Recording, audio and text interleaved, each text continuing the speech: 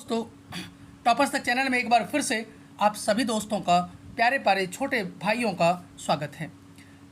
आज हमने एक 7th क्लास का एक ज्योग्राफी का पहला चैप्टर एनवायरनमेंट स्टार्ट किया है, ताकि मैं आपके हर कॉन्सेप्ट को क्लियर कर सकूं।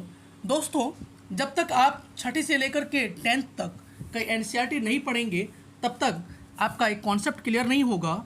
और आप कोई भी कंपटीशन में अगर बैठेंगे, किसी भी इंस्टीट्यूट में अगर आप जाओगे, तो वहाँ आपको कोई भी इंस्टीट्यूट अगर ईमानदारी से बताएगा तो वो यही बताएगा कि छठी से लेकर के 10th तक की एनसीईआरटी आप पढ़ो। जब तक वो क्लियर कॉन्सेप्ट नहीं होगा, तब तक आप कोई भी कंपटीशन अच्छे से क्वालिफाई नहीं कर सकते हो। जिन्होंने भी क्वालिफाई किया है, आप उनको अगर पूछेंगे तो वो भी आपको यही बताएगा। चलिए, हम टाइम को वेस्ट ना करते हुए, बर्बाद ना करते हुए हम आगे चलते हैं और एक एक चीज़ को अच्छे से समझते हैं। चलिए दोस्तों, एनवायरनमेंट जिसे हिंदी में पर्यावरण कहते हैं, देखते हैं कि इस चैप्टर में एनवायरनमेंट कहते किसे हैं और क्या है एनवायरनमेंट। आफ्टर द लॉन्ग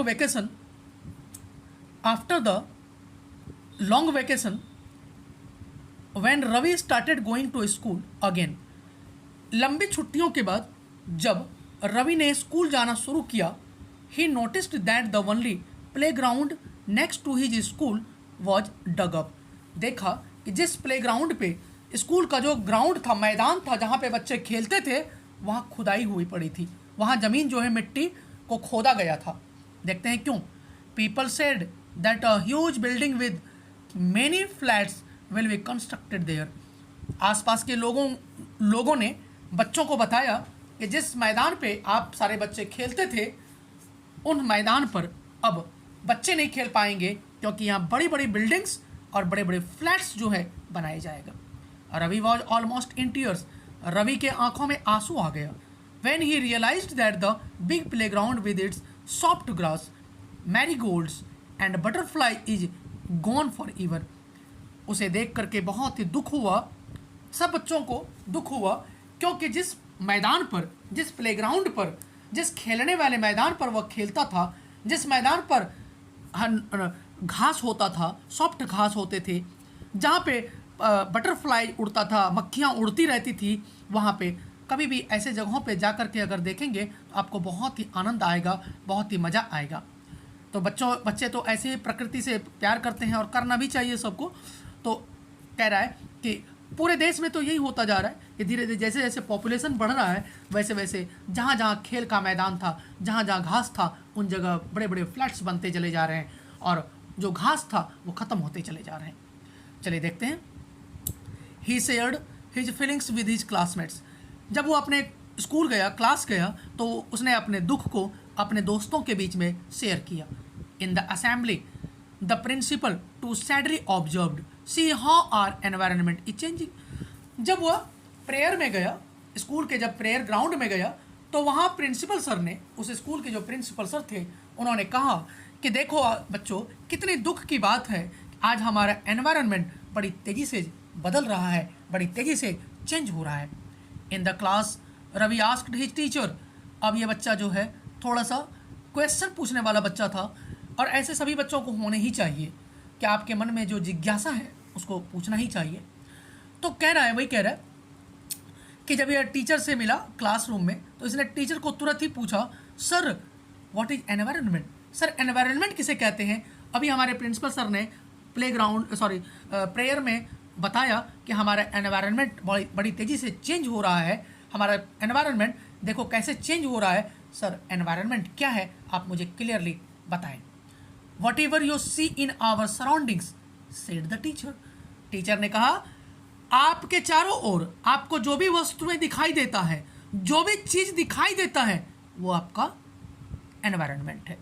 तो मैं थोड़ा सा यहाँ पे क्लियर कर देता हूँ कि आपके चारों ओर, आप कोई व्यक्ति जहाँ खड़ा है, जहाँ रहता है, उसके चारों ओर क्या क्या दिखाई देता है।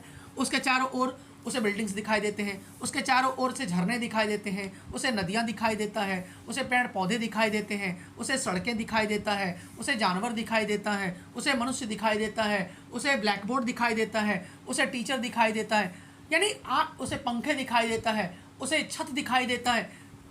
कोई भी चीज़ जो सामने आपको दिखाई दे, आपके चारों ओर जो भी वस्तुएं आपको दिखाई पड़ती है वो आपका एनवायरनमेंट है।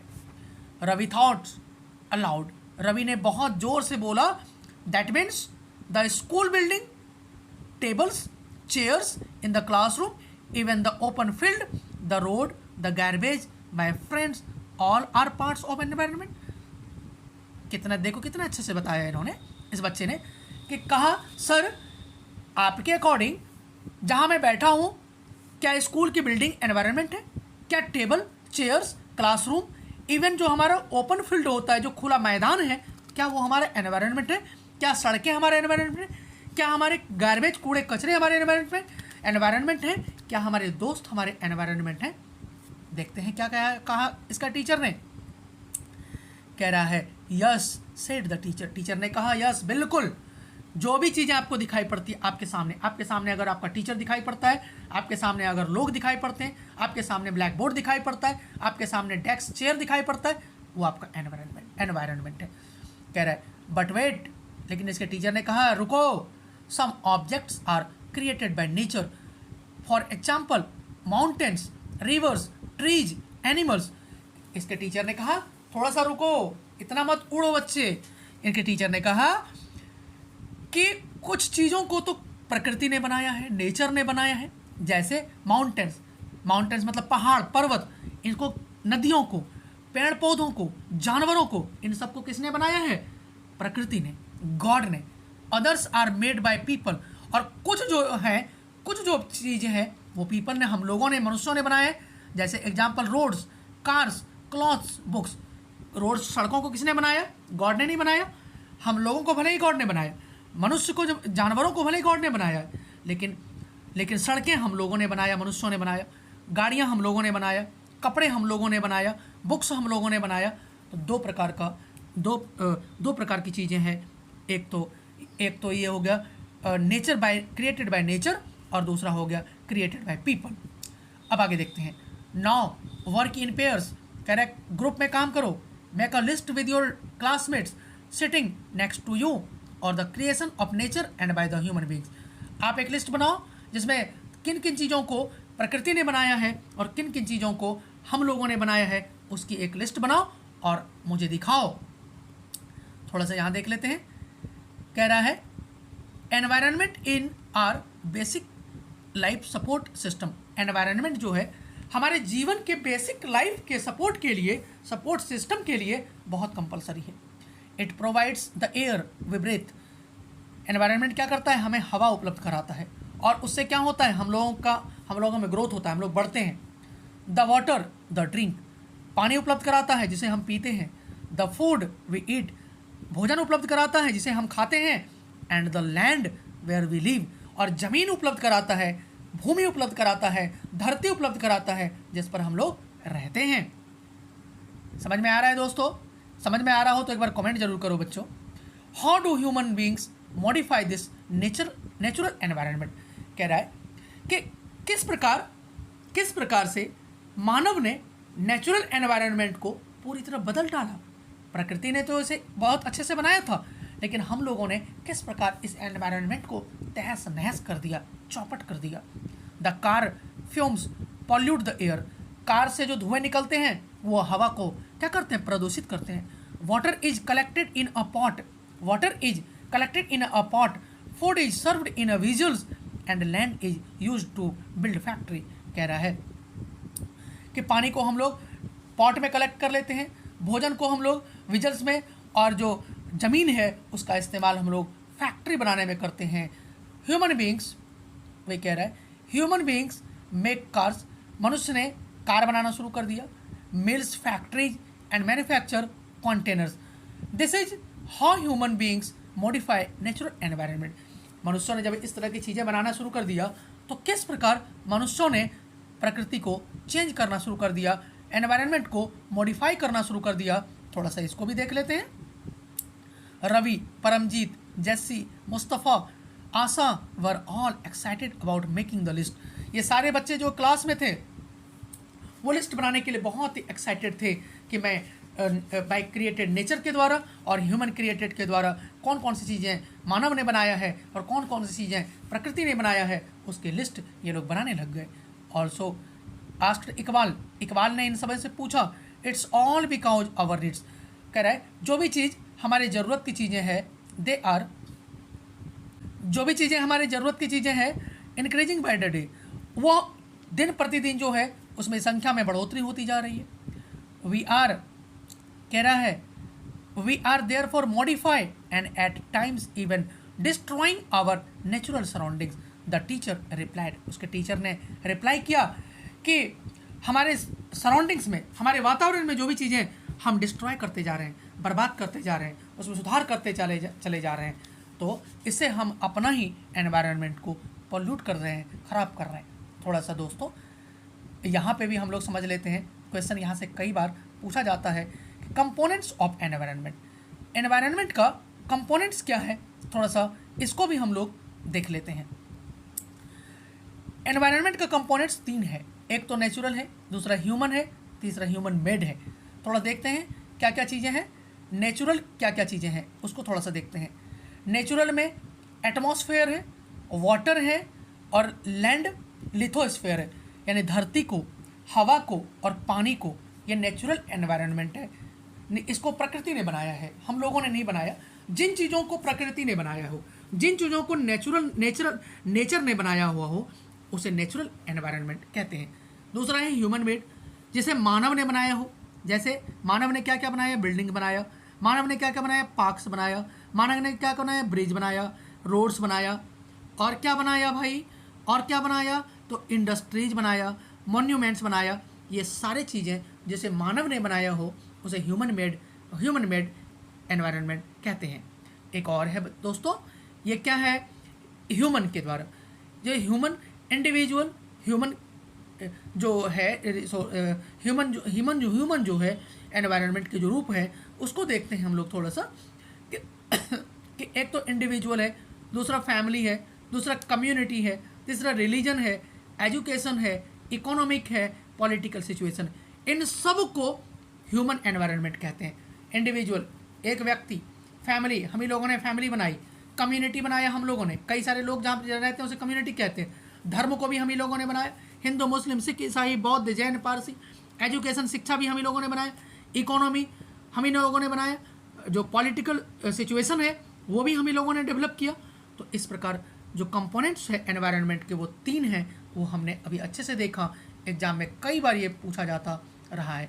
दोस्तों एक बार और यहाँ पे थोड़ा सा देख लेते हैं कि बायोटिक एनवायरनमेंट और अबायोटिक एनवायरनमेंट। थोड़ा सा पहले इसको देख लेते हैं, फिर हम आगे देखेंगे। From the above conversation you understand that the place, people, things and nature that surrounded any living organism is called environment. यानी कह रहा है ऊपर के चीज़ों से जो हमने समझ में आया कि भाई एक कंक्लूजन पे पहुंचते हैं कि एनवायरनमेंट को अगर लिखना होगा तो कैसे लिखेंगे। एनवायरनमेंट का मतलब होता है कि that the place, people, things and nature that surrounded any living organism, किसी भी जीवित प्राणी के चारों ओर जो भी चीज़ें दिखाई पड़ता है वो एनवायरनमेंट कहलाता है। It is a combination of natural and human made phenomena. जो एनवायरनमेंट है वो नेचुरल और ह्यूमन मेड दोनों को मिला करके बनता है।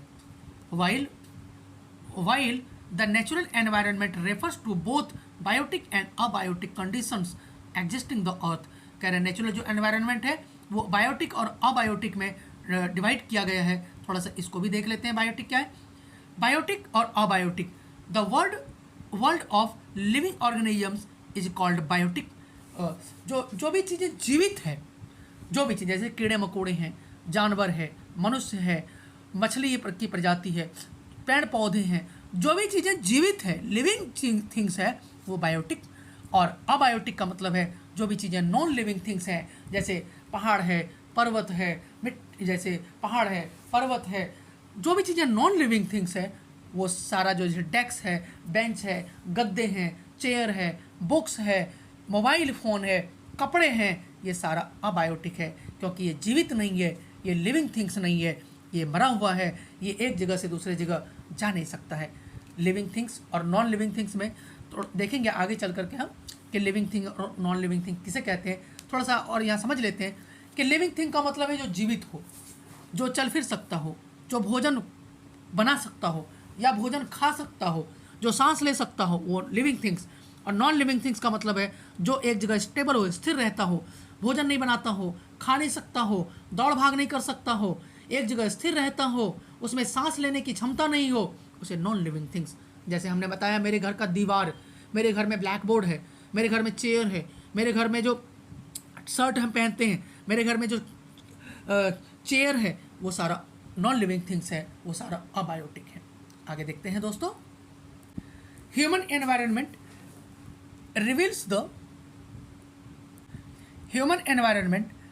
Reveals the activities, creations and interactions among human beings. तो थोड़ा अब आगे देखते हैं नेचुरल एनवायरनमेंट क्या है, थोड़ा और डिटेल से हम लोग समझते हैं कि नेचुरल एनवायरनमेंट क्या है। चलिए देखते हैं नेचुरल एनवायरनमेंट क्या है। नेचुरल एनवायरनमेंट प्राकृतिक पर्यावरण, land, water, air, plants and animals comprise the natural environment. हमारा जो धरती है, हमारा जो वाटर है, पानी है, हमारा जो हवा है, हमारे जो पेड़ पौधे हैं, हमारे जो इतने जानवर हैं, उन सबों को मिला करके नेचुरल एनवायरनमेंट बनता है। You are familiar with the meaning of lithosphere. आपने lithosphere, hydrosphere, atmosphere and biosphere from the previous class आपने पढ़ा होगा, देखा होगा, हम यहाँ भी पढ़ेंगे। Let us learn some facts about these domains. हम थोड़ा सा इसके बारे में भी देखेंगे दोस्तों कि क्या क्या होता है, लिथोस्फेयर किसे कहते हैं। Lithosphere is solid crust of the hard top layer of earth. धरती का जो सबसे ऊपरी लेयर है, जहाँ पे हम लोग खेती करते हैं, जहाँ पे हम लोग पैदल चलते हैं, जहाँ पे हम लोग जानवरों को पालते हैं, जहाँ पे हम लोग मैदान पर खेलते हैं, उसे लिथोस्फेयर कहते हैं। धरती का जो सबसे टॉप लेयर है, धरती का जो सबसे ऊपरी लेयर है, उसे लिथोस्फेयर कहते हैं। याद रखना, क्वेश्चन कई बार एग्जाम में, कॉम्पिटिटिव एग्जाम में पूछा जाता है कि what do you understand by lithosphere. Lithosphere क्या है? तो top layer of earth, top layer of earth, धरती का सबसे ऊपरी परत को, मिट्टी के सबसे ऊपरी परत को लिथोस्फेयर कहते हैं। It is made up of rocks and minerals and covered by a thin layer of soil. जो धरती की ऊपरी लेयर बनती है वो रॉक से बनती है और कई सारे खनिजों से बनती है, और ये जो मिट्टी की धरती की ऊपरी लेयर होती है वो पतली लेयर होती है। कई बार बाढ़ आता है तो देखते नहीं हो, पानी कट करके, पानी जो है मिट्टी को बहा करके एक जगह से दूसरे जगह ले जाता है, उसी को कहते हैं lithosphere. It is an irregular surface with various landforms such as mountains, plateaus, plains, valleys, etc. कह रहा है जो it is irregular surface with various landforms, mountains, plateaus, plains, valley, कह रहा है कि जो ये हर जगह एक समान नहीं होता है, वे कहीं कहीं पहाड़ों के नीचे, प्लेट्यू के नीचे, प्लेन्स में अलग अलग जगह इस पर अलग अलग होता है। Landforms are found over the continents and also known as ocean floors. कह रहा है landforms are found over the continents and also the ocean floors. यहाँ पे समझाना चाह रहा है, तो यहाँ पे कह रहा है कि plateau, plains, valley, landforms are found over the continents and also on the ocean floors. क्या कह रहे, ये जो स्थलाकृतियाँ हैं, ये जो क्षेत्र है, वो महाद्वीपों के अलावा महासागर की सतह पर भी पाया जाता है। लिथोस्फेयर, आगे देखते हैं। Lithosphere is the domain that provides us forest. Lithosphere हमें क्या क्या प्रोवाइड करवाता है? जंगल, फॉरेस्ट, ग्रासलैंड, घास की भूमि, फॉर ग्रेजिंग, जिससे जानवर वगैरह चरता है, लैंड फॉर एग्रीकल्चर, खेती लायक जमीन, एंड ह्यूमन सेटलमेंट, और जहाँ पे लोग जो है वो रह सकें, खेती कर सकें या अपना कोई भी काम कर सकें। It is also a source of mineral wealth. और धरती ही एक ऐसा क्षेत्र है, एरिया है, धरती का ऊपरी लेयर ही एक ऐसा एरिया है जहाँ पे मिनरल जो संसाधन है, जैसे मिनरल का क्या मतलब, कोयला, सोना, पेट्रोलियम, चांदी, हीरा, ये सारा जो रिसोर्स है वो धरती पर ही में ही पाया जाता है। तो आगे थोड़ा सा यहाँ देख लेते हैं हम लोग, ये क्या है थोड़ा सा समझ लेते हैं कि ये देखो एटमॉस्फेयर, एटमॉस्फेयर में क्या हो रहा है? Atmosphere, biosphere, hydrosphere, lithosphere. Lithosphere में देखो सड़कें आ रही है, जहाँ पे सड़क बस वगैरह चल रहा है। बायोस्फेयर में क्या हो रहा है? कि पहाड़ पर्वतें आ रहा है।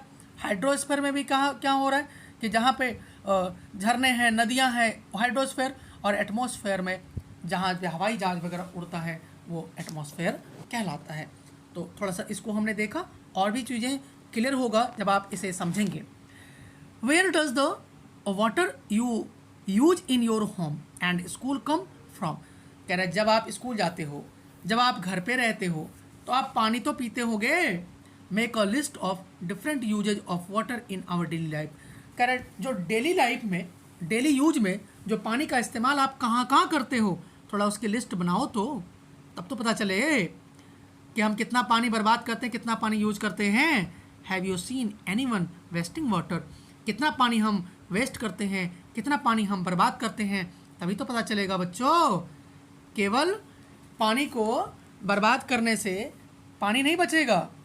चलिए देखते हैं। The domain of water is referred to as hydrosphere. कह रहा है कि जल वाले क्षेत्र को, जहाँ जहाँ जल पाया जाता है उसे हाइड्रोस्फीयर कहते हैं। जहाँ जहाँ भी जल पाया जाता है उसे हाइड्रोस्फीयर। हाइड्रोजन का मतलब ये होता है ना कि देखो ना, हाइड्रोजन तो जल, हाइड्रोजन का मतलब होता है जल। तो जहाँ जहाँ हाइड्रोस्फीयर पाया जाता है, जहाँ जहाँ जल पाया जाता है उसे हाइड्रोस्फीयर कहते हैं। It comprise various sources of water and different types of water bodies like rivers, lakes, seas, ocean etc। कह रहा हाइड्रोस्फीयर जो है अनेक प्रकार के डिफरेंट टाइप के वाटर बॉडी से मिला करके, जैसे नदियों को, झरनों को, समुद्र को, महासागर को, इन सब को मिला करके हाइड्रोस्फीयर बनता है। और जो हाइड्रोस्फीयर है, जो पानी है, वो जितने भी लिविंग ऑर्गेनिज्म हैं वो सब के लिए कंपलसरी है। क्या बिना पानी के कोई जीवित रह सकता है क्या? कोई है ऐसा? बताए मुझे। तो कोई नहीं रह सकता। The atmosphere is the thin layer of air surrounds in the earth. पृथ्वी के चारों ओर वायु हवा की जो पतली परत पाई जाती है उसे एटमॉस्फेयर कहते हैं। पृथ्वी के चारों ओर जो भी हवा की पतली परत पाई जाती है उसे क्या कहते हैं? वायुमंडल कहते हैं। The gravitational force of the earth holds the atmosphere around it. कह रहा है पृथ्वी का जो ग्रेविटेशनल फोर्स है, गुरुत्वाकर्षण बल है। गुरुत्वाकर्षण बल का मतलब क्या हुआ? जैसे कोई चीज़ें हम ऊपर फेंकते हैं तो वो नीचे चली आती है, तो धरती के अंदर खींचने की शक्ति होती है। नहीं तो हम किसी भी चीज़ को ऊपर फेंकते तो ऊपर चली जाती। हम लोग भी किसी बच्चों को उठा के ऊपर कर देते तो ऊपर उड़ जाता वो, तो धरती पे तो कोई टिक ही नहीं सकता था। तो इसीलिए हमारे धरती में ग्रेविटेशनल पावर है, गुरुत्वाकर्षण शक्ति है, जो ऊपर की चीज़ों को, ऊपर फेंके गए वस्तुओं को धरती अपने नीचे की ओर खींच लेती है। इसे गुरुत्वाकर्षण शक्ति कहते हैं। तो कह रहा है इट प्रोटेक्ट्स अस। जो सराउंडेड है, जो वायुमंडल है, वो क्या क्या प्रोटेक्ट करता है, क्या क्या देखते हैं। It protects us from the harmful rays and scorching heat of the sun. जो हमारा वायुमंडल है वो सूर्य से आने वाली हानिकारक किरणों को रोकती है, और जो सूर्य से आने वाले जो गर्मी है उसे भी रोकती है। It consist of a number of gases. जो वायुमंडल है वो कई सारी गैसों को मिलाकर के बनता है, डस्ट को मिलाकर के बनता है, वाटर वेपर को मिलाकर के बनता है। The changes in the atmosphere produce changes in the weather and climate. कह रहा है कि यह सूर्य के झुलसाने वाली गर्मी एवं हानिकारक जो किरण है, हानिकारक जो विकिरण है, उनसे हमारी रक्षा करती है। क्या करती है? उनसे हमारी रक्षा करती है। Plant and animal kingdom together make biosphere. कह रहा है, क्या कह रहा है कि जो पौधे हैं और जो जीव जंतु है मिलकर जैव मंडल या संसार, लिविंग वर्ल्ड का निर्माण करता है, सजीव संसार का। It is a narrow zone of the earth where land, water and air interacted with each other to support life. कह रहा है पृथ्वी का ऐसा क्षेत्र है, जो जैव मंडल है, जो बायोस्फीयर है, वो पृथ्वी का ऐसा क्षेत्र है, संकीर्ण क्षेत्र, छोटा क्षेत्र। कहते हैं ना, it is a narrow zone, धरती का संकरा क्षेत्र, जहाँ पे धरती, पानी और हवा तीनों एक साथ मिल जाती है, और तभी हमारा जो जीवन है वो चल पाता है। अगर तीनों में से एक भी चीज़ें नहीं रहे तो कोई भी जीव जो लिविंग थिंग्स है वो नहीं जी पाएगा, वो नहीं रह पाएगा। थोड़ा सा आप देखते हैं, आगे देखते हैं कि आखिर इकोसिस्टम क्या है। What is ecosystem. थोड़ा सा इसको भी देख लेते हैं कि भाई इकोसिस्टम क्या है। इकोसिस्टम का अर्थ होता है दोस्तों पारितंत्र। इकोसिस्टम का अर्थ क्या होता है? पारितंत्र। चलो देखते हैं। At an NCC camp that Ravi class was attending, Jessie exclaimed, what a heavy डाउनपॉर।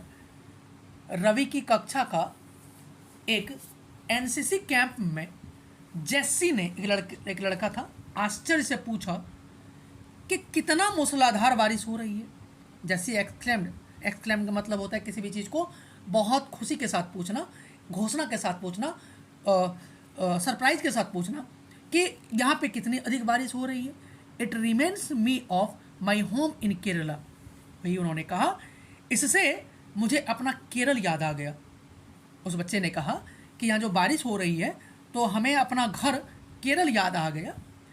You should come and see how the pours and pours over the lush green fields and coconut planets.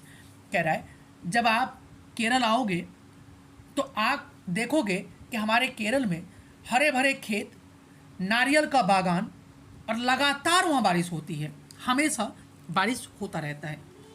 हीरा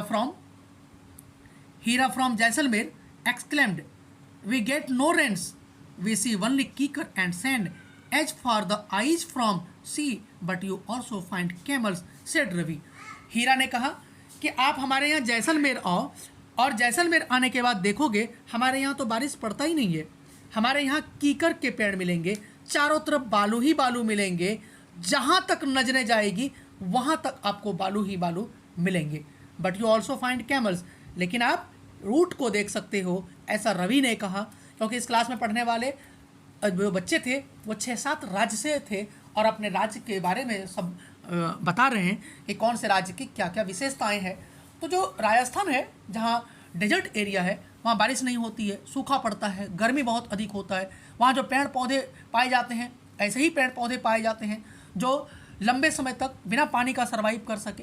तो इस प्रकार हमने जो है समझने की कोशिश किया। देखते हैं बच्चों आगे का देखते हैं हम लोग।